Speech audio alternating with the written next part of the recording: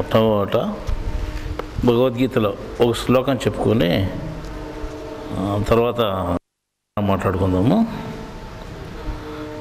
ఇక్కడ ఆత్మ సంయమ యోగము అనేటువంటి అధ్యాయంలో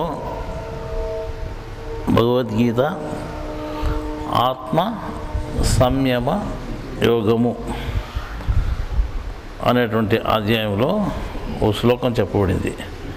అంటే యోగము అనేటువంటి మాట ప్రతి అధ్యాయానికి చెప్పినారు. అంటే యోగము అని చెప్పాల్సిన అవసరం ఏమొచ్చింది అంటే అర్జున విషాద యోగము, సాంఖ్య యోగము, కర్మయోగము, కర్మ సన్యాస యోగము, జ్ఞాన యోగము, విజ్ఞాన యోగము, ఆత్మసంయోగము, ఈ రకంగా అన్ని యోగాలని పేరు పెట్టింది. అని వెనకాల యోగము అనే పేరు ఎందుకు పెట్టారు అంటే, కానీ ఈ సమాచారం ప్రతి దానికి యోగం అని పెట్టాల్సిన పని వచ్చిందంటే అన్నిటికంటే యోగం గొప్పది అనేటువంటి గుర్తు కోసము అది పెట్టారు అన్నమాట. ప్రతి చోట అధ్యాయం పేరు ఉంటుంది, అధ్యాయాన్ని అధ్యాయం వరకే చెప్పచ్చు. ఇది ఆత్మ సంయమము అవసరమేనా అని యోగముని అవసరం లేదు. కానీ యోగముని ప్రతి చివరిలా ఏం పెట్టారంటే ఈ పుస్తకం అంతా దేన్ని సూచిస్తూ ఉంది? ఒకే ఒక యోగాన్ని సూచిస్తూ ఉంది. అంటే యోగం అంటే కలియక, యోగం అంటే విడిపోవడము, యోగం అంటే కలియక, అంటే దేవుళ్ళే కలిసేటువంటి విధానం చూపుతుంది. కాబట్టి దీన్ని మనం ఏమంటున్నాము? యోగము అనేటువంటి ప్రతి అధ్యాయం చివర యోగము అని పేరు పెట్టడం జరిగింది. అది ముఖ్యంగా గమనించాల్సిన పని. భగవద్గీతలో ప్రతి అధ్యాయానికి చివరిలో యోగము అని ఎందుకు పేరు పెట్టారు అంటే ఇది తెలుసుకోవాల్సింది దేనికోసము? దేవుళ్ళకి ఐక్యమయ్యేదాని కోసం తెలుసుకోవాలి. డబ్బులు ఆధిక్యం వచ్చేదానికి కాదు, వ్యాపారాలు బాగా జరిగేదానికి కాదు, రోగాలు పోయేదానికి కాదు, ఇంకోదానికి కాదు. కాబట్టి మీకు అందరికీ జ్ఞాపకం ఉండేటట్టుగా ప్రతి అధ్యాయం చివరిలోనూ యోగము యోగము యోగము అని పేరు పెట్టారు అన్నమాట. సరే, ఇప్పుడు ఈ మొట్టమొదటి ఒక శ్లోకాన్ని చదువుకొని మనం జ్ఞానంలోకి వెళ్తామని చెప్పినాం కదా. అని ఇక్కడ ఈ శ్లోకం కూడా ఏముందంటే తపస్విభ్యోధికో యోగి జ్ఞానభ్యోపి మతోధికః కర్మభ్యక్షాధికో యోగి తస్మాద్యోగి భవార్జున. అంటే తపస్విభ్యోధికో యోగి, తపస్సు చేసే వాళ్ళకంటే యోగి అధికుడు. జ్ఞానభ్యోపి మతోధికః, జ్ఞానుల కంటే కూడా యోగి అధికుడు నేను చెప్తున్నాను. తర్వాత కర్మములు చేయువారి కంటే అధికుడు. కర్మలు అంటే ఏముంది? ఆ చెట్టు చుట్టూ తిరిగి ఈ చెట్టు చుట్టూ తిరిగి ఆడే యజ్ఞాలు చేసి ఈడే యజ్ఞాలు చేసి ఆడే యాగాలు చేసి లేని పూని తిప్పలు పడతాను చూడండి. ఇవన్నీ పనులు కదా, దాన్ని కర్మలు అన్నారు. అన్నీ ఈ పూజలు పునస్కారాలు ఇవన్నీ చేసే దానికంటే కూడా ఏది అధికమేది? యోగము. కాబట్టి నువ్వు యోగివే కమ్మని చెప్తున్నాను. తస్మాత్ యోగి, నువ్వు యోగివే కా. ఈ పుస్తకంలో ప్రతి అధ్యాయం చివరిలో యోగి అని యోగం అనే పేరుంది. తర్వాత ఈ శ్లోకంలో కూడా ఏం చెప్పాడైనా? నువ్వు యోగివే కా. ఎందుకు యోగి కావాలంటే తపస్సు చేసే వాళ్ళకంటే యోగి అధికుడు, జ్ఞానం తెలుసుకొని ఉండే వాళ్ళకంటే కూడా యోగి అధికుడు. తర్వాత నానా రకాల యజ్ఞయాగాలు, వేదాలు, దానాలు ఇవన్నీ చేసేటువంటి వారికంటే కూడా యోగి అధికుడు. కాబట్టి అన్ని రకాల యోగి అధికుడే. కాబట్టి నువ్వు అధికమైనటువంటి యోగాన్నే పొందు అని భగవద్గీతలో ఈ కృష్ణ పరమాత్మ చెప్పాడు. కాబట్టి మనం కూడా యోగం వైపే పోవాలనేటువంటి ఉద్దేశంతో జ్ఞానం తెలుసుకుందాం. జ్ఞానం తెలుసుకునే దానికి యోగాన్ని సాధించేదానికోసము. సరే, ఇప్పుడు ఇది చెప్పుకున్న తర్వాత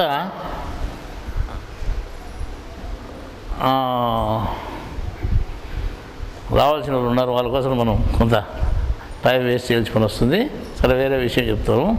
ఇప్పుడు బ్రహ్మంగారి కాలజ్ఞానం మన టీవీ 9లో వచ్చింది అన్నమాట. అంటే ఇది నిజమా అబద్ధమా అనేటువంటి సబ్జెక్టు వేదిక పెట్టి మాట్లాడినారు వాళ్ళు. అంటే వాళ్ళు ఏం చేశారు, కొంతమంది హేతువాదులు వీళ్ళంతా వచ్చి అదంతా అబద్ధము, ఏదో ఒకటి చెప్పినారు, ఏదో జరిగింది, అసలు జరిగిందని నమ్మకమే, శాస్త్రబద్ధమే, అది లేదు ఇది లేదని వాళ్ళంతా ఎటు తిరిగి అది కాదు అనే లెక్కలో చెప్తున్నారు అన్నమాట. అని వాళ్ళు కొంతమందిని వాళ్ళు విచారిస్తే, అంటే ఫోన్లో అడిగితే బ్రహ్మంగారి జ్ఞానం కాలజ్ఞానం నిజమా అబద్ధం అంటే నిజమేను ఇప్పుడు 20% జరిగింది, ఇంకా 80% ఉంది, జరగబోయే కాలంలో జరుగుతుంది, వాస్తవమేను అన్నారు. కానీ వీళ్ళు ఒప్పుకోవడం లేదంట. వాస్తవం అంటే మేము నమ్మము, ఏదో అందాజుగా చెప్పినాడు, ఏదో ఒకటి జరిగిండొచ్చు, అది కరెక్ట్గా ఆయన చెప్పింటే జరిగినాయి కాదు అని వీళ్ళు బుకాయించడం మొదలుపెట్టారన్నమాట. సరే, ఇప్పుడు దాంట్లో ఒక పదాన్ని తీసుకొని మాట్లాడుతున్నారు. ఏమని? ఎర్రగుడ్డల వాళ్ళు వస్తారు అని, రాజరికంలోకి వస్తారు అని. ఎర్రగుడ్డలు అంటే కమ్యూనిస్టులు అని.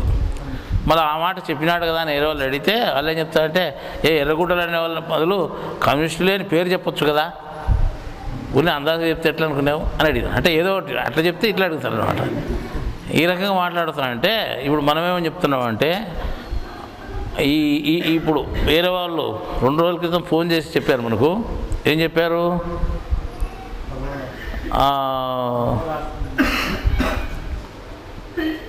ప్రబోధాశ్రమం అనే పేరు 2 చోట్ల వచ్చింది. ఎక్కడ? కాలజ్ఞానంలో ప్రబోధాశ్రమము అనే పేరు 2 చోట్ల చెప్పబడింది అన్నమాట. ఆ 2 చోట్ల పేరు పెట్టే కదా చెప్పినది. ఇప్పుడు 300-400 సంవత్సరాల పూర్వము ఈ పేరు పెట్టి చెప్పుకునేవారు వాళ్ళు. కానీ ఈ పొద్దు వాళ్ళు మళ్ళీ దాన్ని రాసేటప్పుడు ప్రబోధాశ్రమము అని రాసినప్పుడు బ్రాకెట్లో తాడిపత్రి ప్రబోధాశ్రమం రాసి పెట్టారు. వాళ్ళు ఇప్పుడు రాసినది ప్రింటింగ్కి అది పోతుంది. ఇప్పుడు వాళ్ళు చెప్పినారు ఇట్లా పలానా అడ్రస్ని రాసి పెట్టాము, ఎంత అది తెలియకుండా ఉంటుంది కదా చాలా వాళ్ళకు అని. తర్వాత నిన్న రాత్రి శ్రీశైలం గోపురం చీలినట్టు టీవీలో చూపించారు. కాళహస్తి గోపురం దాని గురించి వేరే వాళ్ళు ఏం ఫోన్ చేసి చెప్పినారంటే, ఇది కాలజ్ఞానంలో ఒక చోట ఉంది, పలానా పేజీలో పలానా వాక్యం ఉంది, కాళహస్తిలో గోపురం మీద ఉండే దేవతలు ఒకరి మీద ఒకరు పడతారు అని రాసినట్ట. ఒకరి మీద ఒకరు పడతారంటే ఎట్ట పడతారు దేవతలు అని మనకు అర్థం కాలేదన్నట్టు. అర్థం కాలేదు. మళ్ళీ ఇది ఇప్పుడు చీలింది ఎట్లా అని అడిగినారు. అంటే అది పడితే ఒకరి మీద ఒకరు పడినట్టే కదా అని చెప్పినాం. అది మరుసటే పడిపోయింది, అది మొత్తం పడిపోయింది. మేము ఒకరి మీద ఒకరు పడినట్టే కదా అది. ఆ రకంగా బ్రహ్మగారు ఏం చెప్పారంటే, ఆయన చెప్పిన కాలజ్ఞానంలో ఉండే వాక్యాలన్నీ చాలా వరకు జరుగుతూ వస్తున్నాయి. అది తెలియని వాళ్ళు ఏం చేస్తారంటే, అంటే తెలియని వాళ్ళేం కాదు వాళ్ళు, మేము తెలుసు మాకు, అంటే మేము గొప్ప చదువులు చదువుకున్నాం, సైన్స్ చదువుకున్నాం, మేము హేతువాదులు అనే వాళ్ళంతా దీన్ని ఒప్పుకోకుండా మాట్లాడడం జరుగుతూ ఉంది. అర్థమైందా? ఇటువంటి వాళ్ళని మనం ఏమంటాము అంటే, వాళ్ళు ఏమనుకుంటారంటే పెద్ద తెలివైన వాళ్ళు అని అనుకుంటుంటారు. వాళ్ళు ఏం చెప్తారంటే, మొన్న కూడా చెప్పుకున్నది ఇదే విషయమే, అది మళ్ళీ ఇప్పుడు 2వ తూరు చెప్తున్నాను. అంటే మీకు చెప్పలేదు, హైదరాబాద్లో మాట్లాడుకున్నాం. వీళ్ళు హేతువాదులు అనేవాళ్ళు చాలా తెలివైన వాళ్ళు అంట. ఆవులిస్తే పేగులు లెక్క పెట్టించేంత తెలివి ఉందంట వాళ్ళకు అని అన్నారన్నమాట. అంటే మేమేమన్నామంటే, అది ఒకటే ఉండేది పేగు, దాన్ని లెక్క పెట్టేసి పనే లేదు, నీకేం తెలియదు. పేగు కింది మీదకి ఒకటే ఉండేది, ఆవులిచ్చేముంది లెక్క పెట్టేది ఏంది నువ్వు? వాడు శాతగానోడుని, తెలివి తక్కువని. హేతువాద తెలివైన వాళ్ళు అంటే అట్లుంది వాళ్ళ తెలివి. ఆవులిస్తే పేగులు లెక్క పెట్టకుంటారు. అంటే తెలివైన వాళ్ళు అంటే ఎట్లే, ఆవులిస్తే పండ్లు లెక్క పెట్టేవాళ్ళు అని చెప్పినాడు. ఆవులిస్తే పండ్లేని ఉన్నాయని లెక్క పెట్టేవాడు తెలివైనడు, కానీ పేగులేని ఉన్నాయని లెక్క పెట్టేది. పేగులు ఎన్ని లేనే లేవు, ఉండేది ఒకటే కింది మీదికి, ఇక్కడ నుండి మొదలైతే లాస్ట్ వరకు ఉండేది ఒకటే. కాబట్టి ఇంకా లెక్క పెట్టేదే ఉంది నువ్వు. కాబట్టి వాడు తెలివైనడు కాదు, తెలివి తక్కువ నీకు చెప్పాలి. ఈ మాట తెలివైనడు కాదు, మీరు తగిలించుకున్నారు మంచిదే పోండి, మీకు సరిపోతుంది చెప్పినావు, మీకు సరిపోతుంది పోండి. ఆ రకంగా లెక్కేసుకుంటే వాళ్ళు తెలివి అంత ఎట్టుందంటే లెక్కాచారం లేని పనిలో ఉందన్నమాట అది. దానికి శాస్త్ర సంబంధమైనటువంటి శాస్త్ర పద్ధతి కావాలా, శాస్త్రీయత కావాలా అంటున్నారు. మీరు కాదనేదానికి ఏదైనా శాస్త్రీయత ఉందా? ఒక తప్పు అయితే దాన్ని తప్పు అని చెప్పేదానికి కూడా శాస్త్రీయత కావాలి. ఇప్పుడు ఒక చిన్న ఉదాహరణ చెప్తాను నేను. 4×4=16 అనేది కరెక్ట్, అందరికి తెలిసేది. లేదు 4×4=15 అని ఎవడన్నా అన్నాడు అనుకో, ఆ తప్పు అని చెప్పేదానికి ఏం చేయాలి? ఉండే తప్పు, అది అబద్ధం, అది కానే కాదు అంటే ఎట్లయితే అది దానికి వివరం చెప్పాలి కదా. 4 కదా, చూడు, ఒక 4 పెట్టి ఇంకో 4 పెట్టి ఇంకో 4 పెట్టి ఇంకో 4 పెట్టి అన్నీ కూడితే ఏమవుతుంది? 16 అవుతుంది, ఈ 4 కొడితే 8 అవుతుంది, ఈ 4 12 అవుతుంది, మళ్ళీ ఈ 4 కొడితే 16 అవుతుంది. 15 తప్పు అని మనం చూపాల, అంటే గణిత శాస్త్రం ప్రకారం. దాన్ని కూడా శాస్త్రం ప్రకారం చూపితే అది తప్పు అవుతుంది. 15 అనేది తప్పు అవుతుంది, 16 అనేది కరెక్ట్ అవుతుంది. ఒకవేళ 15 అని ఎవడన్నా అని తప్పు చెప్పినా కానీ దాని తప్పు అని చెప్పేదానికి కూడా శాస్త్రం అవసరం. అట్లాంటిది ఏ ప్రతిదాన్ని హేతువాదులు ఖండిస్తున్నారు, ఆ ఖండించడంలో ఊరిని అది కాదు, అవును, అసత్యము, ఇది కాకి లెక్కలు గోవు లెక్కలు అంటే ఎట్లయితుంది? దానికి కూడా ఒక శాస్త్రాన్ని ఆధారం చేసుకొని ఈ శాస్త్రం ప్రకారము ఈ విధంగా ఉంది, ఈ విధంగా ఉంది, ఇది తప్పు అని చెప్పవచ్చు అన్నమాట. కానీ ఇక్కడ చెప్పేది ఏమిటిది? బ్రహ్మ విద్యా శాస్త్రాన్ని గురించినటువంటి సమాచారం. దాన్ని చెప్పేదానికి బ్రహ్మ విద్యా సమాచారం ఏమైనా తెలుసునా మీకు? అసలు వాళ్ళు తెలియదు. వాళ్ళు చేసుకుంటే 4 శాస్త్రాలే, ఇంక 2 శాస్త్రాలు అసలు తెలియని శాస్త్రాల గురించి వాళ్ళు మాట్లాడితే ఏం చెప్తారు? వాళ్ళు అదంతా అబద్ధము అంటారు. కాబట్టి ఎట్లా అబద్ధం అని చెప్పేదానికి కూడా దానికి లెక్కాచారం అంటూ ఉండదు. ఏ శాస్త్రం కూడా చెప్పలేదు. ఈ రకంగా చెప్పేసుకుంటే ఈ కాలంలో దైవత్వము క్షీణించిపోయేదానికి కారణము అనేకం ఉన్నాయి. అనేకంలో ఈ హేతువాదం మీద ఒకటి తయారైంది. ఈ టీవీల్లో కూడా ఇటువంటి హేతువాదాలను కూర్చోబెట్టి అది కాదు, ఇది కాదు, దేవుడు లేడు, దేవుడు లేదు, ఎంత మూఢనమ్మకాలు అవి ఇవి చెప్పేదాని వల్ల ప్రజలు ఇంకా చెడిపోయేదానికి అవకాశం ఉంది, కానీ బాగుపడేదానికి అవకాశం లేదు. మంచి మార్గంలోకి పోయి పాపభీతి ఏర్పడి చెడు పనులు చేయకుండా మంచి మార్గంలోకి పోదాము అనేటువంటి ఉద్దేశం ప్రజలకు కల్పించాలి. కానీ ఇవన్నీ లేవు. బ్రహ్మంగారు ఒక గొప్పవాడు, ఆయన చెప్పినటువంటి మార్గము అంటే సరైంది, ఆయన చెప్పినటువంటి కాలజ్ఞానం సరైంది అని ఒక నమ్మకం ఉంటే ఒక భక్తిగా విశ్వాసాలతో ఒక మంచి నడకలో పోతారన్నమాట. ఆయనే తప్పుడు, ఆయన చెప్పినది కరెక్టే కాదు, అసలు ఆయనకి ఏం తెలియదు అంటే ఏమవుతుంది? ఎవరిని ఆధారం చేసుకొని పోలేడు. ఈ రకంగా ఈ కాలంలో మన హేతువాదము తర్వాత వచ్చి ఈ ఎక్కువ చదువులు ఎక్కువైపోయిన అతి తెలివైపోయి లాస్ట్కు ఈ రకంగా తయారైపోయింది. అట్లా లేకుండా మనం ఏం చేస్తామంటే దేవుడు ఉన్నాడు అనేటువంటి విధానంతో మనమే మళ్ళీ ఊరినే చెప్పలేదు, శాస్త్రీయంగా చెప్తున్నాం. వాళ్ళు ఏదైతే శాస్త్రీయత అంటున్నారో దేవుడి విషయం కూడా శాస్త్రీయంగానే ఉంది అని మనం చెప్తున్నాం. మిగతా వాళ్ళు పురాణాలు పట్టుకొని ఊళ్ళన్నా కానీ పురాణాల్లో శాస్త్రం లేకున్నా కానీ ఆ పురాణాలు వాళ్ళు ఖండించినా కానీ మనం ఏం చెప్తున్నామంటే ఎక్కడా పురాణాన్ని తీసుకోకుండా శాస్త్రాన్నే తీసుకొని శాస్త్రంతోనే మనం ముందుకు పోతూ వాస్తవమైన విషయాలు చెప్తున్నాము. అర్థమైందా? ఇక్కడ ఇది ఉంది అంటే కాస్తంగా అది ఎట్లా ఉంటుందన్నమాట. ఎక్కడ అసత్యం అనేది ఉండదు బ్రహ్మజ్ఞానంలో. ఆ రకంగా మనం చెప్తున్నాం కాబట్టి మీరు శ్రద్ధగా ఈ జ్ఞానాన్ని తెలుసుకుంటూ తర్వాత ఇప్పుడు మనం చెప్పుకున్నటువంటి యోగం గొప్పదని యోగాన్నే మనం సాధించేదానికి మొదలుపెట్టాలి, కానీ మిగతాటివి వద్దన్నమాట. ఏవి ఆయన చెప్పినప్పుడు ఇప్పుడు తపస్సులు వద్దు, తర్వాత ఈ మా రకరకాల పనులు కర్మలు ఉన్నాయి చూడు, అన్నిటికంటే గొప్పది యోగము అని చెప్పినాడు కదా. నువ్వు యోగం చేయాలంటే జ్ఞానం తెలుసుకోవాలి, దైవజ్ఞానం తెలుసుకో, యోగాన్ని ఆచరించడానికి ప్రయత్నం చెయ్యి. అర్థమైందా? అటువంటి యోగానికి కావాల్సినటువంటి జ్ఞానం అంతా మనం తెలుసుకుంటూ ప్రతి నెల అంటే మనం తెలుసుకుంటూ పోతున్నాం. ఇప్పుడు మనం ఈ నెల చెప్పుకునేది ఏమంటే ఇప్పుడు నేను అప్పుడప్పుడు ఇట్లా అనుకుంటా అంటాను, మీకు ఏమైనా అబ్జెక్షనా? అంటే ఇది అడిగినారు మీరే పొద్దుగులు ముక్కిట్టు అనుకుంటా అంటారని అడిగినారు కదా ఎవరో. నేనే ప్రశ్న వేసి నేను అడుగుకుంటాను. బాగుంది, సంబంధం లేదులేండి, సరేలే. నేనే అనుకుంటా అంట కదా. శరీరం 2 భాగాలు ఉంది, మీకు ఉందా లేదా? ఇంతకుముందే చెప్పిన శరీరం 2 భాగాలు ఉంది, కుడి ఎడమగా అని. అర్థమైందా? మనం శరీరంలో ఒకవైపు ఆత్మను అధిపతిగా ఒకవైపు జీవాత్మ అధిపతిగా లెక్కేసుకున్నా కానీ అంటే 2 భాగాలకు 2 ఆత్మను లెక్కించుకున్నా కానీ మనకు జీవాత్మ ఆత్మ 2 లెక్కించబడతాయి, పరమాత్మ అనేది లెక్కించబడదు. ఇది వేరువేరుగా ఉన్నాయి. ఏవి? ఇది కలిసి ఉన్నాయి కానీ వేరు భాగాలు ఇవి. ఇది కుడి ఎడమ భాగాలు ఉంటాయి, కింది మీది గట్లే ఉంటాయి అన్నమాట. ఇక్కడ తగ్గుంటుంది, ఇది కండ వేరు, ఈ కండ వేరు. ఇవన్నీ వెంట్రుకలన్నీ గీత గీసినట్టు ఉంటాయి. ఆ రకంగా 2 భాగాలుగా శరీరం కనిపిస్తూ ఉంటుంది. ఈ కనుగొమ్మ వేరు, ఈ కనుగొమ్మ వేరు. కానీ ఏ భాగానికి ఆ భాగం విడిగా ఉంటుంది. గుండె కూడా లోపల గుండె కూడా ఒకటే అయినా కానీ 2 భాగాలుగా చీలింది. ఇది 4 అరలు, రూపక 2 అరలు, రూపక 2 అరలు ఉంది, అంతే కదా. ఆ లెక్క ప్రకారం చూసుకుంటే అంటే ఈ కుడి ఎడమను కలిపేటువంటి 2 ఆవహించినటువంటిది, 2ను ఆక్రమించినటువంటిది పరమాత్మ అని చెప్పాం. అంటే జీవాత్మను ఆత్మను అన్నింటిలో కలిసి ఉండేది అది పరమాత్మ అని చెప్పినాం.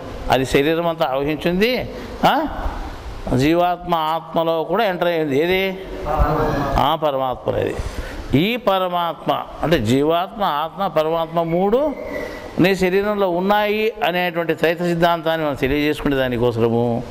అంటే ఇది ఒక ప్రక్క, ఇది ఒక ప్రక్క, అంటే ఇది పక్క ఒక ఆత్మ, ఈ పక్క ఒక ఆత్మ, అంటే ఒక పక్క జీవాత్మ, ఒక పక్క ఆత్మ, ఒక పక్క శరుడు, ఒక పక్క పురుషుడు, అక్షరుడు.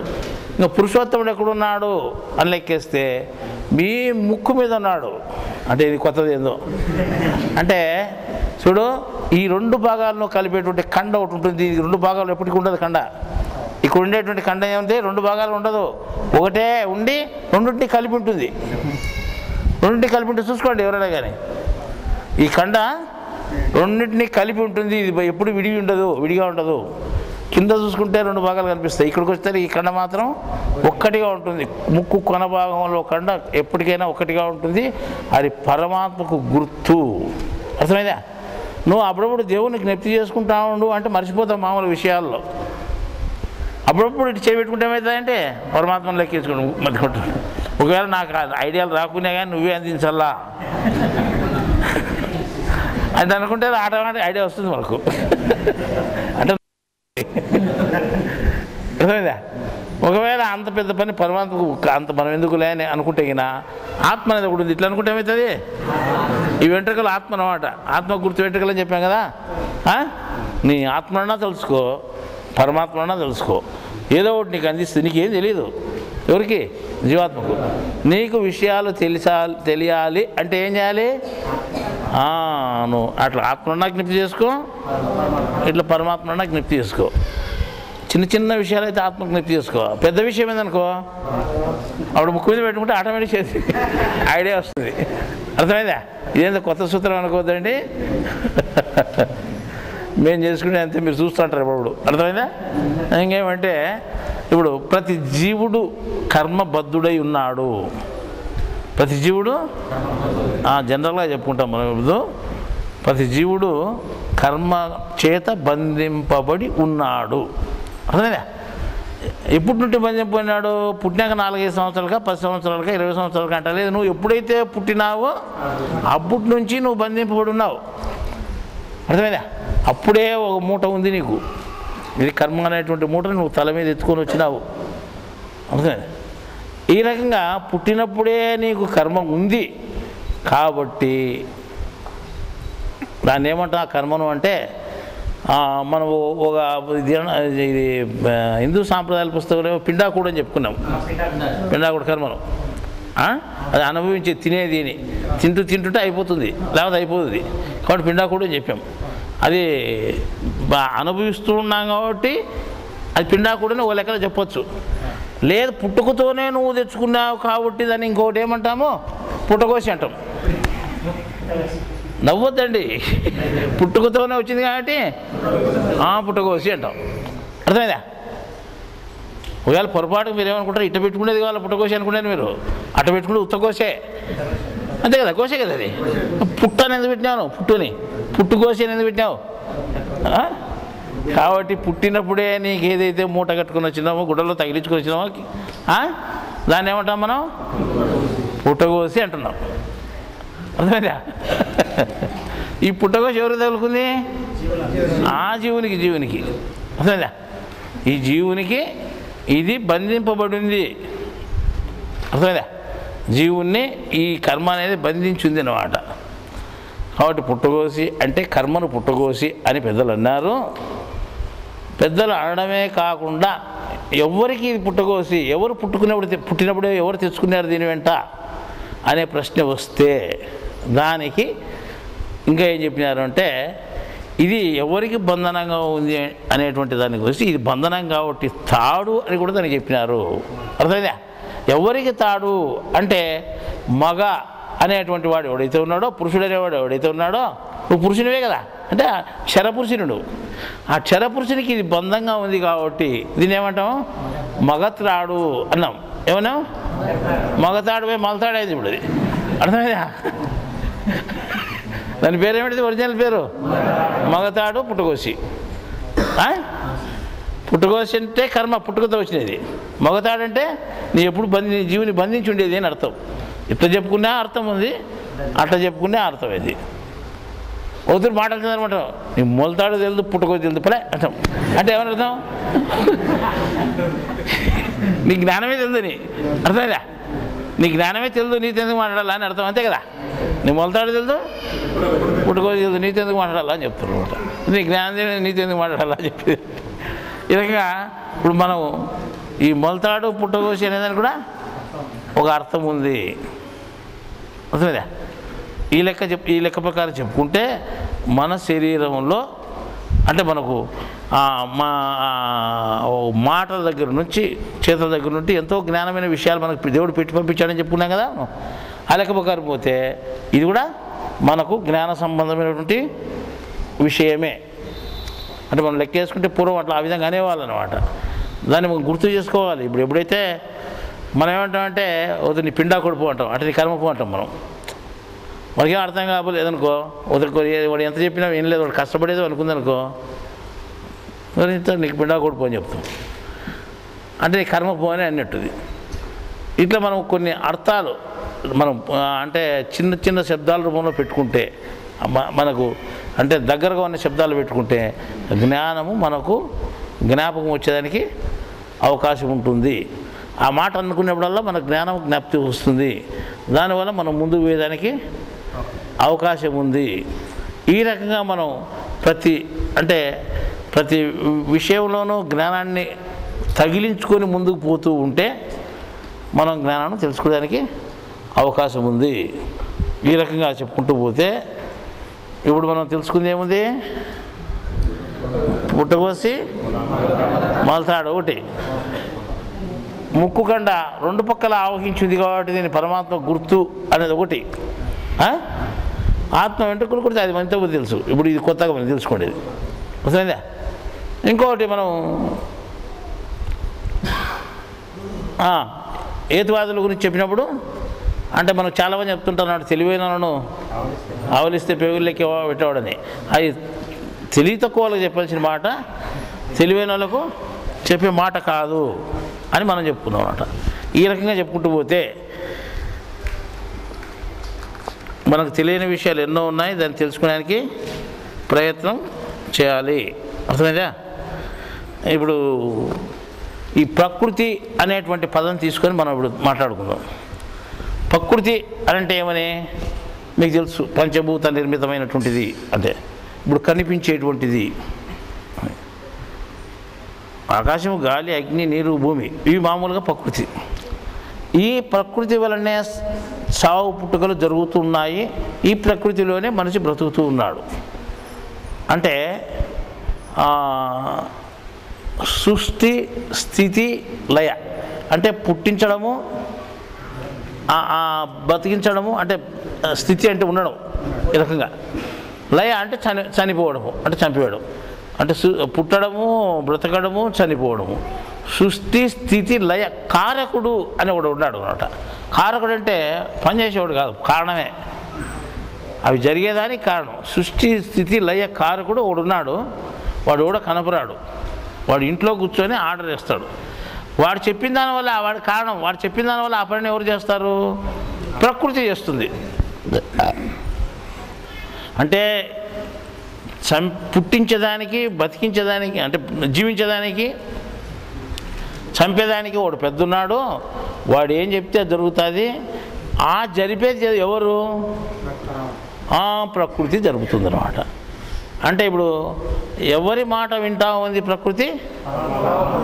పరమాత్మ అని మనకు పేరు తెలిసిపోయింది. ఇప్పుడు మన కారకుడే అన్నాము, కానీ కారకుడు ఎవరు? పరమాత్మ. పరమాత్మ యొక్క ఉత్తర్వుతోనే ప్రకృతి పని చేస్తూ ఉంది.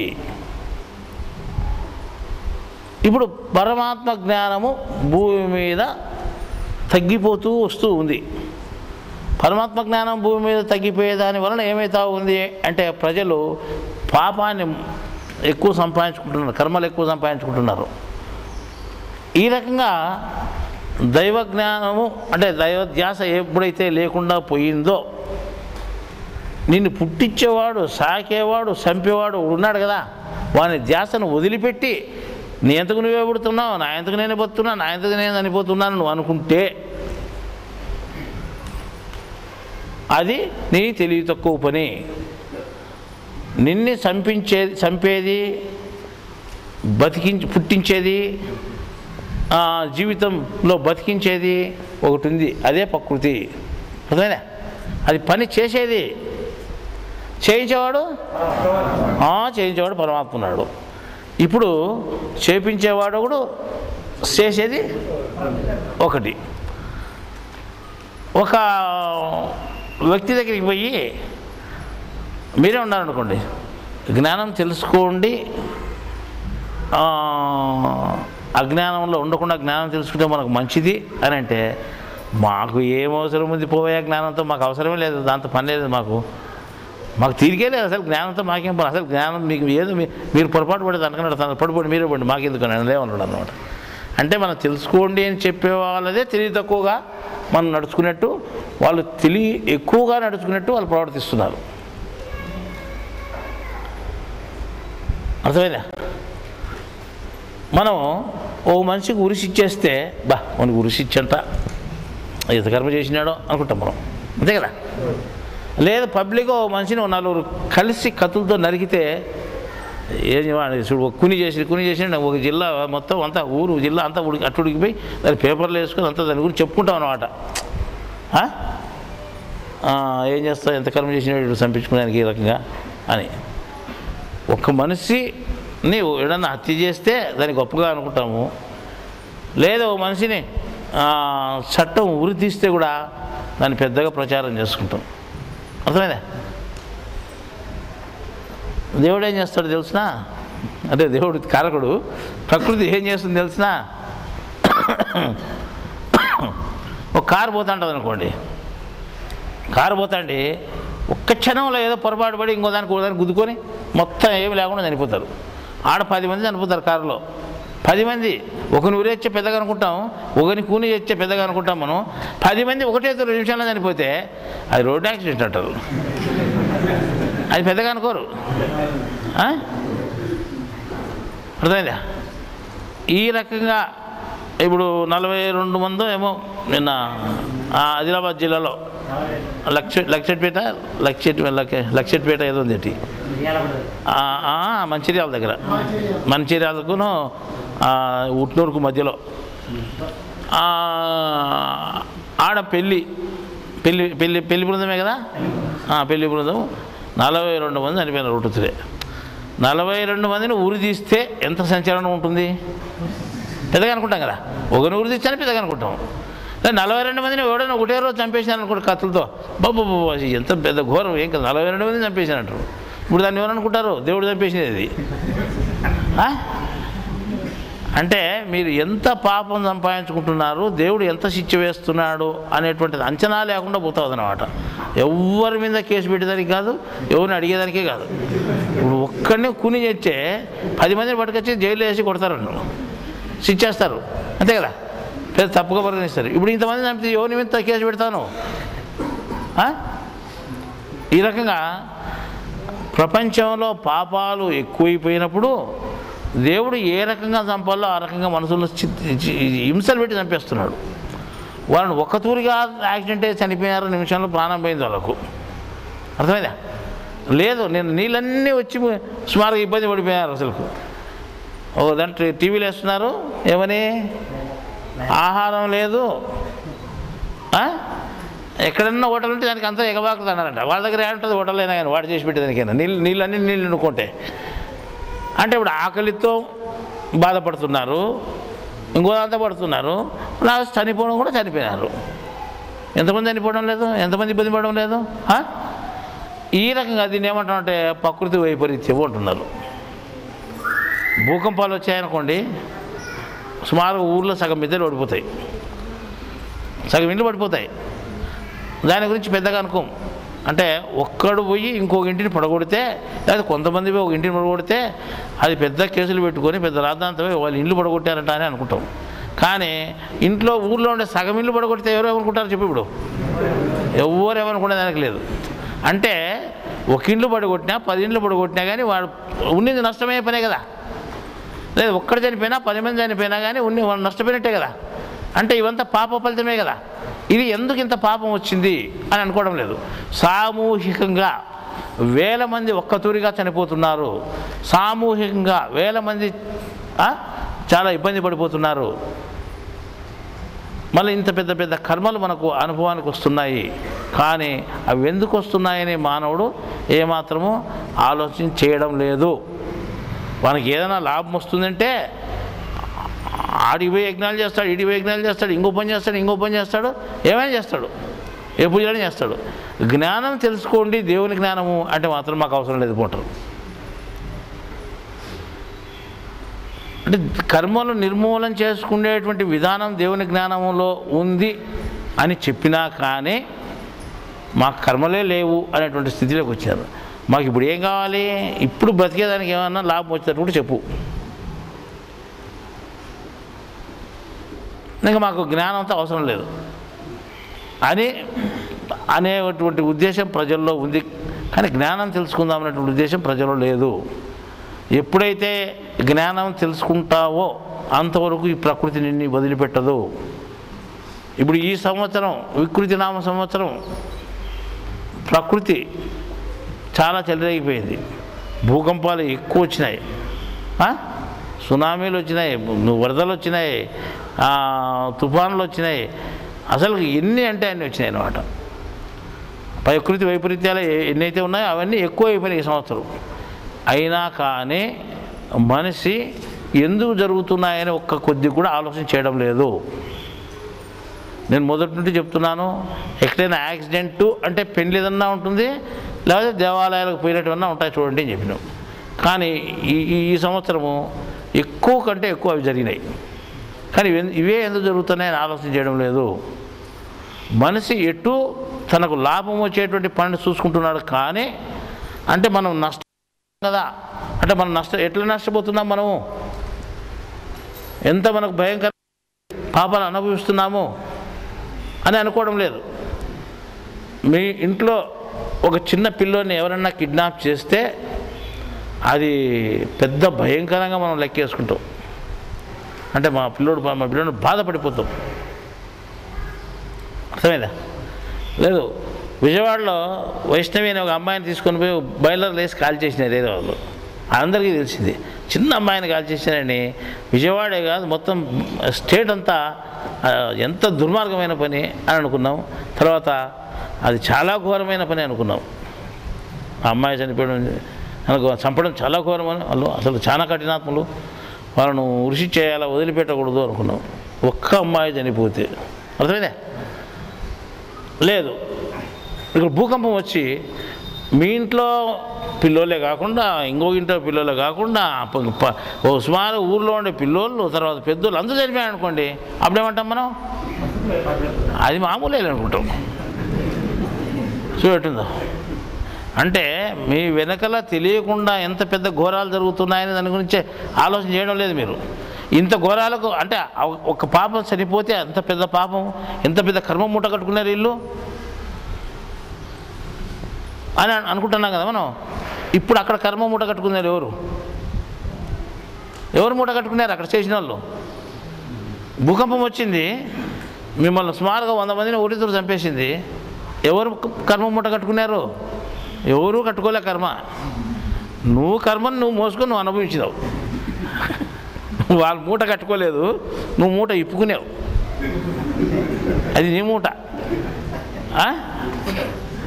ఇప్పుకొని ఉలగ పోసుకునేవు అంతే ఉన్నింది. ఈ రకంగా మీ కర్మలు ఎంత భయంకరంగా ఉన్నాయో అర్థమైందా? అంటే మనం ఇది మాట్లాడుకుంటున్నామంటే మన కర్మలు ఎంత భయంకరంగా ఉన్నావో, మనం అంతో ఎంతో జ్ఞానం తెలుసుకుంటున్నాం. జ్ఞానం తెలియని వాళ్ళు ఉన్నారు, వాళ్ళ కర్మలు ఎంత భయంకరంగా ఉన్నాయో. భయంకరంగా ఉంటాయి అవి అనుభవించేటప్పుడు. మేము వస్తున్నాం హైదరాబాద్ నుంచి, మా ముందరే అలంపూర్ చౌరస్తా దగ్గర బిజీ దిగుతున్నాం. ఆ బస్సు ఎందుకు వచ్చిందో అడ్డం వచ్చింది ఇట్లా. అది అంటే ఇట్లా పోలే, అక్కడి నుంచి రాలేదు, ఇక్కడి నుంచి పోలేదు బస్సు, రోడ్డుకి అడ్డం నిలబడింది. అది ఎందుకు నిలబడిందో అర్థం కదా. ఇడిపోయి బస్సు కింద ఉన్నాడు కారోడు పోయి చక్కగా. ఉండేవాళ్ళంతా మొత్తం కళ్ళ ముందరే జరిపారు. ఫస్ట్ మా ముందర జరిగింది, మా బండి దాటి వచ్చింది వాళ్ళను. అంటే వాళ్ళు ఆ బస్సులో దిగుతారు, బాబా నడుస్తారు చాలామంది, అంతా పోయినారు చచ్చిపోయి. మాకు ఏమనుకోలేదు. కర్మ ఉంది, కర్మ పరిపక్వానికి వచ్చింది, కర్మ అమలుకి వచ్చింది, జరిగింది. దేవునికి తెలియదా? తెలుసు. దేవుడు కఠినాత్ముడా దయగలవాడంటే మీరు చాలామంది ఏమనుకుంటారు, దయామయుడు కరుణామయుడు అంటుంటారు. ఆ దయామయుడు కరుణామయుడు అత్యంత చేస్తాడు, ఆయనకి తెలుసు చేస్తాను జరుగుతుంటాయి. కాబట్టి ఆయన దయామయుడు కాదు, కరుణామయుడు కాదు, కఠినాత్ముడు కాదు. మీ కర్మ మీరే తప్పకుండా నిలిచిపెట్టచ్చు. అర్థమైందా? ఆ లెక్కకపోతే ప్రతి నిత్యము ఎంతో భయంకరమైన కర్మలు మనకు జరుగుతూ ఉన్నాయి. ఆ భయంకరమైన కర్మలన్నీ దేవునికి తెలియకుండా జరుగుతూ ఉన్నాయా? తెలిసే జరుగుతున్నాయి. బొంబాయిలో ఒక 7-8 మంది వచ్చి అన్ని తుపాకులన్నీ బాత్రూంలో పోయి అన్ని బట్టసాంగ పెట్టుకుని ముందు బ్యాగులో పెట్టుకొని వచ్చారు, మళ్ళీ బాత్రూంలో పోయి అన్ని తగిలించుకొని ఇంకా అంతా రెడీకి పట్టుకొని వచ్చారు. సైనికులు వచ్చినట్టు వచ్చి అక్కడ నుండి మొదలు పెట్టినారు టప్పు కాల్చేదానికి. వాడికి ఎవడూ శత్రువు లేడు వానికి, కానీ ఉద్దేశం ఏమి? కాల్చాల మన ఉద్దేశం. కానీ ఈయనలో ఆత్మ, జీవాత్మ, పరమాత్మ లేరా? ఉన్నారు. ఆ ఉద్దేశం ఎక్కడి నుంచి పుట్టింది? లోపలనే పుట్టింది. అది ఇంతమందిని అన్యాయంగా చంపుతున్నాడే నువ్వు అంటున్నావు, న్యాయంగా చంపుతున్నాడని దేవుడు అంటున్నాడు. న్యాయంగా చంపుతున్నాడని దేవుడు అంటున్నాడు. దేవునికి తెలియదా? తెలుసు. మరి ఆ పనిని ఎందుకు నివారించలేదు?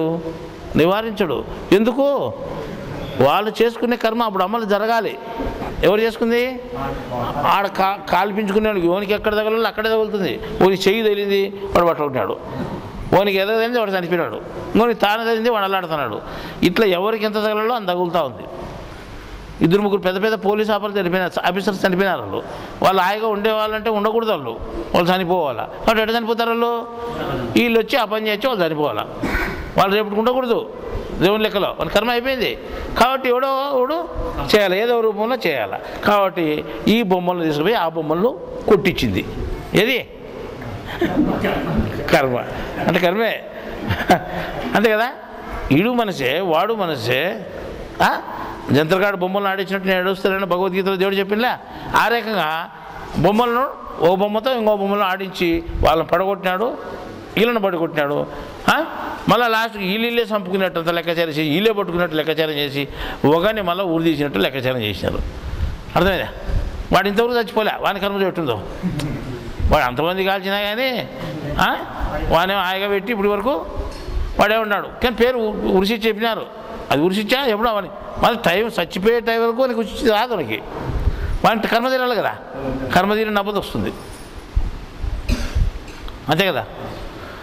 ఆ లెక్క ప్రకారము అంటే కర్మ అనేది ఒకటి ఉంది మనకు.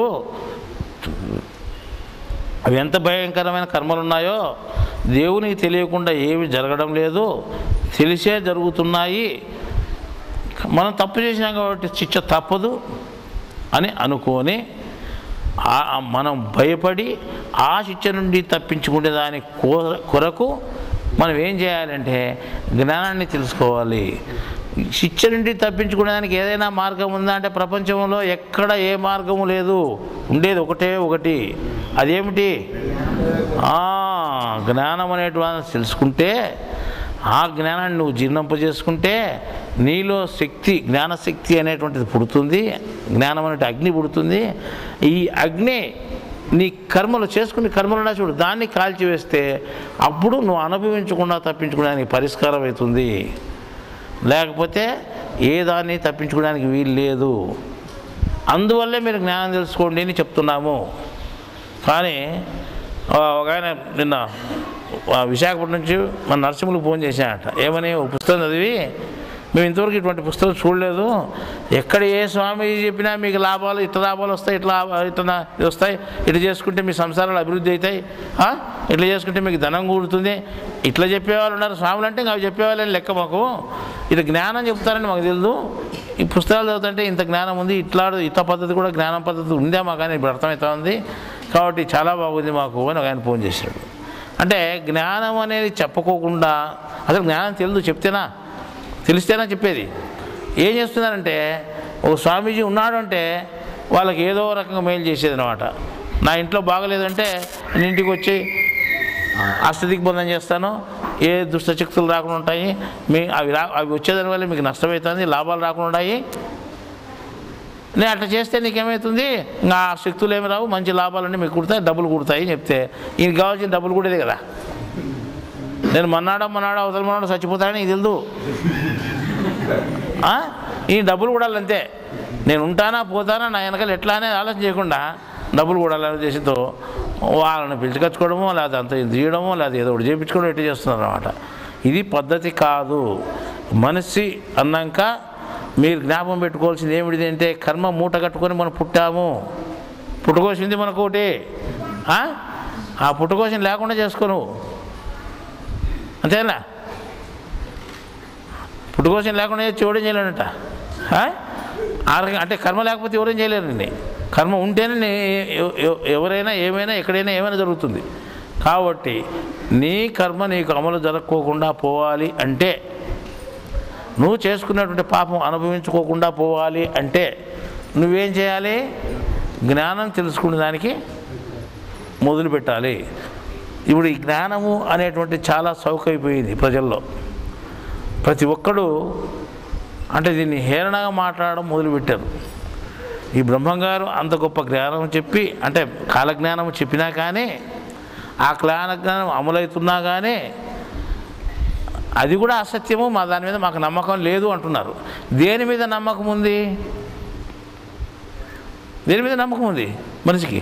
అది నమ్మకపోతే నేను దేని నమ్ముతాను? ప్రత్యక్షంగా కంటికి ఎదురుగా జరుగుతుంది, ఎప్పుడో కొన్ని వందల సంవత్సరాల పూర్వం చెప్పినటువంటివి కూడా వాస్తవంగా నెరవేరేటప్పుడు అవి నమ్మకం లేదు, అంత శాస్త్రబద్ధం కాదు, విజ్ఞానం కాదు, సైన్స్ కాదు అనే వాళ్ళు తయారయ్యింటే, అంటే మనం ఎటుపోతున్నాము, అంటే తగ్గుపోతున్నామా మిట్టకపోతున్నాం మనం? అంటే ఆ విజ్ఞానం అనేది, తెలివి అనేది, చదువులు అనేది మనల్ని ఎక్కడ పంపిస్తున్నాయంటే ఆత్మజ్ఞానం సైడ్ పంపించలేదు, అజ్ఞానం సైడ్ పంపించేస్తున్నాయి.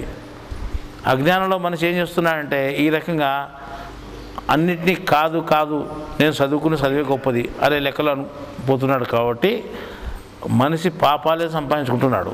వాడు ఎంత పెద్దోడైనా ఒక రోజు చనిపోవలసిందే. కానీ ఆ చనిపోవడము విచిత్రాలుగా ఉంది. మీరు గమనించండి, ఇన్ని రకాలుగా మనుషులు చనిపోతున్నారో దాన్ని మీరు లెక్కేసుకోవడం లేదు. నిన్న తుఫాన్లు వచ్చి చనిపోయారు, అది పెద్ద భయంకరంగా మీరు లెక్కేసుకోలేదు. ప్రకృతి వైపరీత్యాల్లో ఏదాన్ని మీరు పెద్దగా లెక్కేసుకోవడం లేదు. రోడ్ యాక్సిడెంట్లు పెద్దగా లెక్కేసుకోవడం లేదు. ఉన్నట్టుంటే ఏవైతే అవి జరుగుతున్నాయి కానీ దాన్ని లెక్కేసుకోవడం లేదు. చిన్న దాన్ని మాత్రం లెక్కేసుకుంటున్నారు, అది పాపం అనుకుంటున్నారు. ఇవన్నీ పెద్ద పాపాలు. ఈ పాపాల నుంచి మీరు బయటపడాలంటే ఏం చేయాలి? జ్ఞానం తెలుసుకోవాలి. జ్ఞానము తెలుసుకోవాలని ఎంత చెప్పినా కానీ అది చెప్పినప్పుడు మాత్రం దాని ధ్యాస ఉంటుంది. తర్వాత పోతే జ్ఞానం తెలుసుకోవడం, డబ్బు సంపాదించుకోవడం ధ్యాస ఎక్కువ ఉంటుంది. దాంతో మనం అన్ని పనులు చేస్తున్నామట. డబ్బు సంపాదించుకునే దానికోసమే నేను పుట్టాను అనే రకంగా చేస్తున్నారు. ఈ మధ్య మేము చూసాం, మేము కొన్ని సంవత్సరాల నుండి జ్ఞానం చెప్తానా విన్నట్టే ఉండి బాగా అర్థమైనట్టే ఉండి మళ్ళీ వాళ్ళు ఏం చేస్తున్నారంటే మళ్ళీ మా పనులు మేము చేసుకుంటాం, మా జ్ఞానం అంటే మా డబ్బు మేము సంపాదించుకుంటాం, మేము సావుకారులు కావాలా అంటాం. సరే, మీరు అట్లా పోయి ఏమైనా సంపాదించుకోగలుగుతారా అంటే సంపాదించుకుంటారు. సంపాదించుకుంటే అనుభవించగలుగుతారా అంటే అది నమ్మకం లేదు. అంత సంపాదించినాక బుడుక్కున ఏదో ఒకటి వచ్చి పోయాలనుకోండి, అంతా ఏం చేసేది మీరు? ఇట్లా జ్ఞానము తెలుసుకోకుండా పోతే అట్లా ఆదాయం అనుభవించలేరు. కాబట్టి అది శాశ్వతం కాదు. మిమ్మల్ని నడిపించేవాడు ఒకడున్నాడు, దేవుడు నమ్ముకోండి. ఏ రకంగా అది జరగాలో ఆ రకంగా జరిగి తీరుతుంది. మీరు ఎవరు ఏం చేసేదానికి వీలు లేదు. మీరు కర్తలు కాదు, మీరు సంపాదించుకునేదానికి కర్తలు కాదు, పోగొట్టుకునేదానికి కర్తలు కాదు. ఏ రకంగా ఆడాల్సిందే ఆ రకంగా ఆడాల్సిందే. మీరు బొమ్మలతో సమానమే. ఆడించేవాడు ఇంకోటి ఉన్నాడు అని చెప్తే కూడా అది జ్ఞానం దాని ప్రకారం పోతే ఆడవుతుంది. ఉంటాడు ఇవ్వు కొడతాడు అంతే, అంతవరకే. మనం చేసుకోకపోతే ఎట్లయితే అంటాడు. అంటే నేనే చేసుకుంటాను అనేటువంటి ధ్యాస ఉంది, కానీ ఇది వాస్తవంగా మన వెనకాల ఏదో శక్తిని నడిపిస్తానని ధ్యాస లేదు మనిషికి. ఎంతనే చెప్పు అదే ధ్యాసకే పోతున్నాడు. అందువల్ల అటువంటి వాళ్ళని మనం చెప్పి ప్రయోజనం లేదని మేమేం చేస్తున్నామంటే వదిలేస్తున్నాం. మీ కర్మకు మీరే బాధ్యులు పోండి అని, అంతే కదా. మళ్ళీ అటువంటి వాళ్ళలో రేపొద్దున భయంకరమైన కానీ నా జ్ఞానాన్ని నువ్వు కించపరిచి దీన్ని లెక్క చేయకుండా పోయినప్పుడు నేను నిన్ను ఎందుకు రక్షిస్తాను దేవుడు ప్రశ్న వేస్తాడు మిమ్మల్ని. అర్థమైనా? అప్పుడు ప్రశ్న వేసినప్పుడు నువ్వేం జవాబు చెప్తావు? నేనే సంపాదించుకుంటా, నేనే తింటా, నేను బాగుపడతా అనుకుంటున్నావు కదా, బాగుపడు అంటాడు. అప్పుడు ఎవరేం చేసేదానికి వీల్లేదు. ఇప్పుడు భయంకరమైన కర్మలు చాలా ఉన్నాయి, కొన్ని రోగాలు ఉన్నాయి. ఒక ఆసుపత్రికి ఒక వ్యక్తి పోతాడు. ఎందుకు మన వెంకటేశ్వర పోయినాడు, మనకు ఉదాహరణ చెప్తాం. వెంకటేశ్వర పోయినాడు, ఆయనకు ఇక్కడ డొక్కలో నొప్పి కడుపులో నొప్పి అని పోయినాడు. ఇక్కడ పోతే ఒక డాక్టర్ దగ్గర పోతే ఎక్స్రే తీసినాడు, అర్థం కాక మళ్ళీ ఇంకోసారి వేసి స్కానింగ్ తీసినారు. ఇంకో డాక్టర్ దగ్గరికి పోతే బాగుంటుంది, మాకు అర్థం కాలేదన్నారు. ఇంకో పెద్ద డాక్టర్ దగ్గరికి పోతే వాడు ఏంటంటే 4 మాత్రలు రాయించి 4 రకాల మాత్రలు పోతాలేడు. పోయేది అటు ఉండలే స్వామి, ఇప్పుడు నేను ఎట్లా అని అడిగినాడు ఈయన. అంటే అటు చేసి తలకాయ కొట్టుకొని ఇది మాత్రం వేసుకుంటే చెప్పుంటే తగ్గిపోతాలేనాడు. వేసుకొని 2 చెప్పు కదా ఛాన్స్ చెప్పునే తగ్గిపోలేదు. వాళ్ళకు ఏమీ లేదు, నేను నొప్పి అంటావే అన్నారు. ఏమీ లేకపోతే అల్లాడి వస్తాను కదా నేను అని చెప్పాడు. అప్పుడు ఉన్నట్టు ఆయనకి ఏంటంటే చిన్న చిన్న బొబ్బలు పుట్టినాయి. అంటే ఒక ₹6 వెడల్పు, రూపాయి వెడల్పు ఇట్లా బొబ్బలు పుట్టినాయనట. ఇదంతా ఏరియా అంతా. ఆ నొప్పేటుకు బొబ్బలు పుట్టి బాధపడుతూ ఉంటే కూడా ఇంకా వాళ్ళకి అర్థం, ఆ నొప్పి ఏమిటిదని అర్థం కాకుండా పోతే దానికి మందులు పలాంది వేస్తే సరిపోతుందని వేసినా కానీ వాళ్ళకి అది అర్థం కాలేదు, వాళ్ళు వేసినా కూడా బాగా కాలేదు. అప్పుడు దాన్ని ఏమంటాం మనం? అది అనుభవించాల్సిన కర్మే అంటాం అన్నమాట. ఈ రకంగా ఎన్నో రోగాలు వస్తున్నాయి. అన్ని రోగాలు హాస్పిటల్కి పోతే బాగా అవుతున్నాయా? ఈడేమో రోగం అంటాం, ఆసుపత్రికి పోతే రోగం లేదంటాడు. ఆడేమో రాదు, మన ఇంటికి వచ్చేసరికి మన రోగం వస్తుంది. మళ్ళీ మనం పోతాము, మళ్ళీ పోతే వాడు అసలు నీకు దీంట్లో ఏ టెస్టింగ్లో ఏది తెలియలేదు అంటాడు. తేలేకపోతే ఇంకా ఏం తేలేదంటే మళ్ళీ మనకు వ్యాపారం ఎట్లా అని తలకాయ నచ్చింది పోయేదనుకో అని మనం పోతే కడుపులో నొప్పికి మందు రాయించాడు. కడుపులో ట్రబుల్ ఉంది దానికల్లా వచ్చింది అని. అంటే కడుపు నొప్పికి తలకాయ నొప్పికి ఏం సంబంధం? ఏదో ఒకటి పేరు పెట్టి బూ తిన్నప్పుడు అరుగుతుందా గుడుగుడ అంటుంది, ఎవరికైనా గుడుగుడ అంటుంది, అనకుండా అంటుంది, అదే ట్రబుల్ అని రాయించారు. ఈ రకంగా ఏం చేస్తారంటే ఇట్లా అంటే ఒకటి ఉంటే ఒకటి చెప్పి వాళ్ళు ఏదో ఒకటి కప్పిపిచ్చి వాళ్ళు పంపిస్తారు.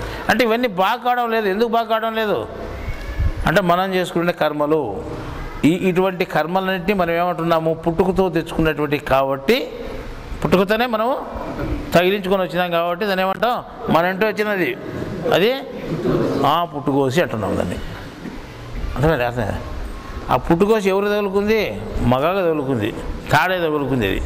అంటే అందువల్ల ఇది మనం పుట్టుకోసి అన్నా మొలతాడన్నా నీ కర్మకు సంబంధించిన మాట ఇది. అర్థమైందా? నీ కర్మ నిన్ను వదిలిపెట్టదు, నేను అంటుకొనే ఉంది అది అని చెప్పిన మాట. కాబట్టి ఈ కర్మను మనం జాగ్రత్తగా పరిశీలించుకొని ఈ కర్మ నిర్మూలన చేసుకుంటే దానికోసము మనం ఏం చేయాలి? మొట్టమొదటి భగవద్గీతలో చెప్పినట్టు యోగాన్నే ఆచరించాలి. భగవద్గీత అంతా చెప్పుకునే యోగం పెద్దది. అంటే అన్నిట్లోనూ యోగం అనే చెప్పుకుంటూ వినాడు. తర్వాత తపస్విభ్యోధికో యోగి, జ్ఞానభ్యో మతోధిక, కర్మభ్యేచ్ఛాధికో యోగి, తస్మాద్యోగి భవార్జున అన్నాడు అన్నమాట. కాబట్టి నువ్వు యోగివే కమ్ము అన్నట్టుకంటే యోగి గొప్పవాడు అని చెప్పాడు. కానీ అట్లా చెప్పి ఉన్నా కానీ మనకు ఆ మాట అర్థం కాలేదు అంటే మామూలుగా సామాన్య ప్రజలకు అర్థం కాలేదంటే ఒక అర్థం ఉంది, ఒక ఇది ఉంది. కానీ పెద్ద వాళ్ళకంతా అర్థం కాలేదు. ఎట్లా వాళ్ళకి అర్థం కాలేదంటే ఈ ఊర్లో తాడిపత్రిలో అమ్మవారి సార్లో పెద్ద స్వామీజీని పిలుచుకొచ్చి ఉపన్యాసాలు చెప్పడము లేదా దర్శనాలు చేసుకోవడం చేస్తుంటారు.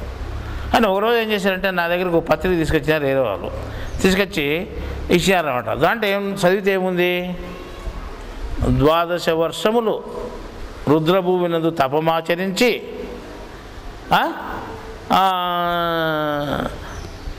యోగి అయినటువంటి శివబాలదేవి గారు మన పట్టణం విచ్చేస్తున్నారు, మీరంతా వచ్చి దర్శనం చేసుకోండి అని రాశారు. అంటే అక్కడ ఏమైంది, 12 సంవత్సరములు తపస్సు చేసి, ఎక్కడ శ్మశానంలో, రుద్రభూమి అంటే శ్మశానంలో 12 సంవత్సరాలు తపస్సు చేసి అటువంటి శివబాలదేవి గారు మన పట్టణానికి వస్తున్నారు, మీరు వచ్చి దర్శనం చేసుకోండి అని రాశారు. అంటే నేనేమన్నానంటే ఆయన పెద్ద తెలిసిన వాళ్ళు జ్ఞానులు మా ప్రతి నెల పెద్ద పెద్ద స్వాములను పిలిచి చెప్పుకొని జ్ఞానం చెప్పుకుంటుకునేవాళ్ళు. అంటే ఏమిటిదే మాకు అర్థం కాలేదు వదులుకు, ఎన్నో ఊరుబాయ్ అది దీంట్లో దిబ్బకాడ కూర్చొని పూలు అమ్ముతాను అన్నట్టుంది మీరు చెప్పేది. అంతా బజార్లో కూర్చొని పూలు అమ్ముకుంటానంటే సరిపోతుంది, కానీ దిబ్బకాడ కూర్చున్నాడు పూలు ఎట్లా అమ్ముతాడు? ఈయన చేసినది ఏమిటిది, తపస్సు.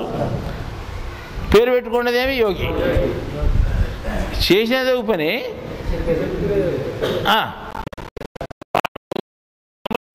కక్కసొట్లు కూడా చేసేవాడిని వాళ్ళు ఏమంటారు, మామూలుగా తోటవాడు అంటాడు, అంతే కదా, ఏదో పేరు పెట్టినారు. వాళ్ళు తీసిపోయి కలెక్టరేట్ ఎట్లా, కలెక్టరేట్ ఉంటాడు, వాడు ఏరే సాట్ ఉంటాడు, వీడు దొడ్లూడి సాట్ ఈడెందుకుంటాడు? అట్లా మీరు చెప్పేంత వాళ్ళు తల్ల కింద 12 సంవత్సరాలు తపస్సు చేస్తే వాడు తపస్సు అవుతాడు, అంతే కదా. యోగి ఎట్లా అవుతాడు అని అడిగినాం. అంటే యోగి అనే తపస్సు అంతా ఒకటే కదా, అంతేముంది తిన్నాడు. అంటే ఆయన జోబిలో ప్యాకెట్ బుక్ ఉంది భగవద్గీత, అంటే నీ జోబిలో ఉండే భగవద్గీత బయటిది. నేను ఇప్పుడు చెప్పినట్టు ఆత్మసంయోగంలో శ్లోకం ఉంది, ఆ చదువు ఏముందో అని చెప్తే ఇప్పుడు నేను చెప్పిన శ్లోకమే చెప్పాను అనమాట. తపస్విభ్యేదికో యోగి ఉంది అంటే తపస్సు చేయ వాళ్ళకంటే యోగి అది కూడా ఉంది కదా. మళ్ళీ మీరేమంటే అంతా ఒకటి కాదా అంటున్నాడు. ఇప్పుడు ఒకటి కాదా అంటున్నాడు, ఇన్నాళ్ళ నుంచి చదువుకొని మళ్ళీ ఇప్పుడు ఒకటి కాదా అంటే ఎవరేం చెప్తాడు? అంత సగం ముసిలోడే అయిపోయాడు. ఒకటి కాదా అని అప్పుడు అడుగుతున్నాడు ఆయన. దినం పారాయణం చేస్తారు, చెప్పించుకుంటున్నారు, మళ్ళీ ఇప్పుడు ఒకటి కాదంటే ఇట్లా అసలు ఒకటి కాదనే చెప్తాడు. అది ఇట్లుంది చూడు మీ పని ఎంత అని చెప్పినాం. అంటే ఇటు పెద్ద పెద్దోళ్ళకి ఇది అర్థం కాలేదు. అంటే తపస్సు కంటే యోగం గొప్పది అనే విషయం అర్థం కాలేదు. కాబట్టి మనమేం చేస్తామంటే ఇటువంటి విషయాలన్నీ బాగా క్షుణ్ణంగా ఆలోచన చేసుకొని మన కర్మలో పోగొట్టుకోవాలంటే ఒకే ఒక ఆయుధం యోగము. దానివల్ల ఉండేటువంటి యోగశక్తి లభిస్తుంది. ఆ యోగశక్తి వల్లే మన కర్మలు పోతాయి అని. యోగశక్తి అనేది ఎంత గొప్పది అనే దానికి ఏం నిరూపణ అని మీరు ప్రశ్న వేయచ్చు. ఏం నిరూపణ అని మీరు చెప్తున్నారు, దానికి నిరూపణ ఏమనేముంది, యోగశక్తి గొప్పదని అని ఎవరు వేస్తే ఇప్పుడు నేను చెప్తాను. అప్పుడు ఆ వెంకటేశ్వర ఉన్నాడు కదా, 4 డాక్టర్లు పోరాడి పంపాడు, నాతో కాదని పంపించాను లాస్ట్కి, ఇది ఏమిటో మాకు దిక్కేలేదు అని. అతను ఒకవేళ ఏందని అర్థం కాకుండా పైన బొబ్బలు కూడా పుట్టినాయి. ఇంకా ఆయన నేను చచ్చిపోతాను, నేను బతకనంటున్నాడు. అటువంటి వ్యక్తికి అంటే నేను చెప్తాను, యోగానికి ఎంత శక్తి ఉందో చూడు అంటే, యోగం అనేది ఎంత గొప్పదో అర్థం కావాలంటే అప్పుడు యోగశక్తి అనేది ఎటువంటిదో అనంటే ఒక్కతూరి దాని వైపు చూస్తేనే అది 1 నిమిషంలో పోయింది. అంటే అంత భయంకరంగా అనుభవించే కర్మ 1 నిమిషంలో లేకుండా పోయింది అంటే ఏమని అర్థం? యోగశక్తి అంటే జ్ఞానశక్తికి ఎంత గొప్ప అంటే ప్రభావం ఉందో, అంటే ఎంత కర్మనైనా క్షణాల్లో కాల్చేటువంటి శక్తి దానికి ఉంది. అందుకే వేమనయోగి ఏం చేశాడంటే, కుమ్మరి కుండలు చేసేదానికి 1 సంవత్సరం పడుతుందంట, కానీ పగలు కొట్టేదానికి కట్టెకు 2 నిమిషాలు పడుతుంది. అన్నీ లొడలు పగలు కొట్టేసినట్టు. కష్టపడి కుండలు చేసేందుకు ఎన్నాళ్ళు పడుతుంది, చాన్నాళ్ళు పడుతుందంట. అట్లాగే కుమ్మరికి 7 గుదియకు 1 నాడు అని చెప్పాడు ఆయన. కుమ్మరికి 1 7 అంటే 1 సంవత్సరం అంతా కుండలు చేసి పెడితే గుదికట్టు తీసుకొని కొడితే 1 రోజులన్నీ పగిలిపోతాయంట. అందుకే కుమ్మరికి 7 గుదియకు 1 నాడు అని చెప్పాడు. అంటే ఎంత భయంకరమైన నువ్వు సంవత్సరం రోజులు చేసుకునే కర్మను 1 రోజు అంటే సంవత్సరం చేసి పెట్టినట్టు కుండల్లో 1 రోజు కట్టితో పగలగొట్టినట్టు నువ్వు జీవితాంతము ఎన్ని జన్మల నుండి చేసుకునే కర్మలైనా కానీ ఒకే జన్మలో నువ్వు పోగొట్టుకోవచ్చు అనేటువంటి విధానము వేమనయోగి కూడా స్పష్టంగా చెప్పినాడు. అందువల్ల మీరంతా పుట్టగోసి మొలతాడు అన్నీ ఉన్నాయి, మీకు ఉన్నాయా లేవా? లేవు నేరు సమయం ట్రౌజర్లు వేసుకున్నాం, మేము డయాలు పెట్టుకున్నాం, మాకన్నా నేరు మీకు కనపరాకుండా ఉన్నాయి అవి. మగవాళ్ళకే కదా, ఆడవాళ్ళకు ఉన్నాయి, అర్థమైందా? ఆడవాళ్ళకు ఉన్నాయి, మగవాళ్ళకు ఉన్నాయి, అందరికీ ఉన్నాయి. ఎవరికి ఏంటివి? పుట్టగోసి మొలతాడు ఏంటి రెండు ఉన్నాయి. అంటే అర్థమైందా? అంటే కర్మ అనేది అందరికీ ఉంది. ఆ కర్మను పోగొట్టుకోవాలా అంటే ఏం చేయాలి? యోగ జ్ఞానం తెలుసుకొని యోగాన్ని ఆచరిస్తే శక్తి వస్తుంది. అప్పుడు నువ్వు బయటపడేదానికి అవకాశం ఉంటుంది. అంతవరకు కుదరదు. ఇది పుట్టగోసి మొలతాడు పోవాలంటే ఏం చేయాలా? సన్న శాఖ తీసుకొని మొలతాడు దగ్గొట్టి పుట్టగోసి తప్పేయాల. అర్థమైందా? ఆ శాఖ ఏమిటిది? జ్ఞానకమైన ఖడ్గం, జ్ఞానం అనే కత్తి. పిల్లలతో పట్టుకుంటానులే మనం, పిల్లల రోజు పట్టుకుంటానులే కత్తి. ఏమిటికి కత్తి? ఇదే జ్ఞాన ఖడ్గము, కర్మలను లేకుండా చేస్తాను అని. ఆ కత్తిని పెట్టుకొని అబద్ధ రోజు పట్టుకోవడమే కాదు, దానికి తెగొట్టేది కూడా నేర్చుకోవాలా. దాన్ని ఏంటి అయిందో ఈయనకి పుట్టుకోసిందో మొలతాడుందో దాన్ని లేకుండా చేసుకోండి, సరిపోతుంది. ఈరోజు ఈ జ్ఞానం ఇంతటితో చాలు. మనము మీకు అర్థమవుతుందంటే కర్మ భయంకరమైంది, దాని నుండి తప్పించుకోవాలనే ఉద్దేశమే ఇప్పుడు చెప్పినాను నేను. అంతకంటే ఎక్కువ ఏం లేదు. ఉంటాను మళ్ళీ ఇంతటితో చాలు.